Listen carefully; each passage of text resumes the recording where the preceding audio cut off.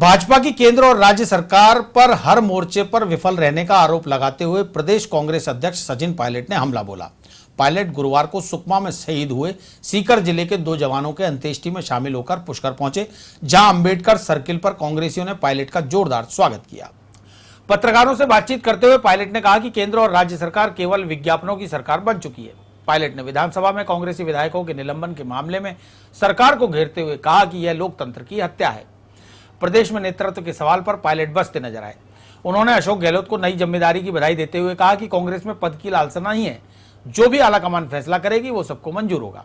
भाजपा विधायक विजय बंसल की संविधान निर्माता डॉक्टर भीमराव अंबेडकर पर की गई विवादित टिप्पणी पर पायलट ने कहा कि इस मामले में केवल माफी मांगना पर्याप्त नहीं है। कश्मीर के हालातों पर चिंता जाहिर करते हुए पायलट ने कहा कि सरकार आतंकवाद और नक्सलवाद को रोकने में पूरी तरह विफल रही है। वसुंधरा सरकार पर सीधा हमला करते हुए पायलट ने कहा कि विधायकों और मंत्रियों के वेतन भत्ते बढ़ाने का बिल महज 3 मिनट में पास हो जाता है और मातृभूमि के लिए जो जवान शहीद होते हैं उन परिवारों को मदद के नाम पर ऊंट के मुंह में जीरा दिया जाता है। पायलट ने कहा कि प्रदेश का हर वर्ग सरकार से दुखी है और सरकार की उल्टी गिनती शुरू हो गई है। इस दौरान देहात कांग्रेस अध्यक्ष भूपेंद्र सिंह राठौड़, कांग्रेसी नेता महेंद्र सिंह रलावता सहित अनेक वरिष्ठ कांग्रेसी पायलट के साथ मौजूद रहे।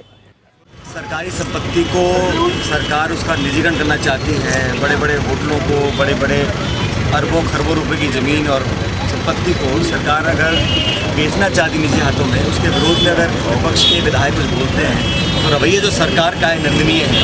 विपक्ष की आवाज़ को लगातार दबाने की कोशिश की जाती है। निलंबन करने का जो काम हुआ, पूरा प्रकरण जो सामने आया, उसमें मुझे बड़ा खेद है। रही बात प्रदेश की सरकार के अब 3.5 साल पूरे हो चुके हैं, पर मुझे नहीं लगता कि इस प्रदेश में कोई भी ऐसा तबका है जो सरकार की कार्यप्रणाली से खुश है। नौजवान हो, किसान हो, ग्रामीण क्षेत्र के लोग हो, शहरी क्षेत्र के लोग हो, हर जगह टैक्स लग रहा है, वसूली हो रही है, भ्रष्टाचार हो रहा है, स्कूल बंद हो रहे हैं, अस्पताल में डॉक्टर नहीं है, दवाइयाँ नहीं है, पेंशन नहीं है, राशन नहीं है।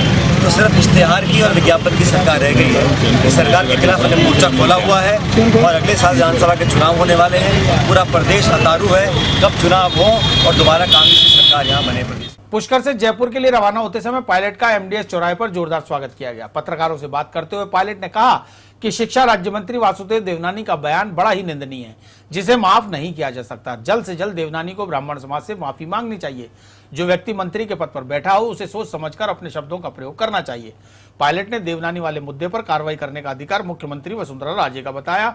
उन्होंने कहा कि जनता सब देख रही है, मंत्रियों द्वारा ब्राह्मणों और डॉक्टर अंबेडकर जैसे महान व्यक्तियों के बारे में भाजपा के विधायक और मंत्रियों द्वारा किस तरह के बोल बोले जा रहे हैं।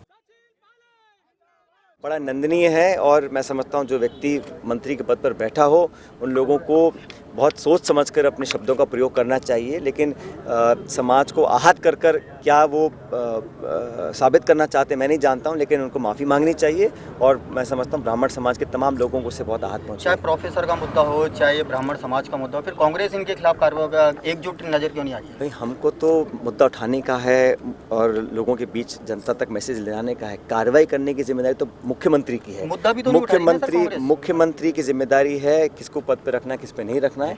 जनता सब देख रही है, एक एक सेंटेंस को, एक एक शब्द को, एक एक काम को जनता अपनी निगाहों से देख रही है, ज़हन में उतार रही है और जनता पूरा जवाब देगी अगले साल चुनाव।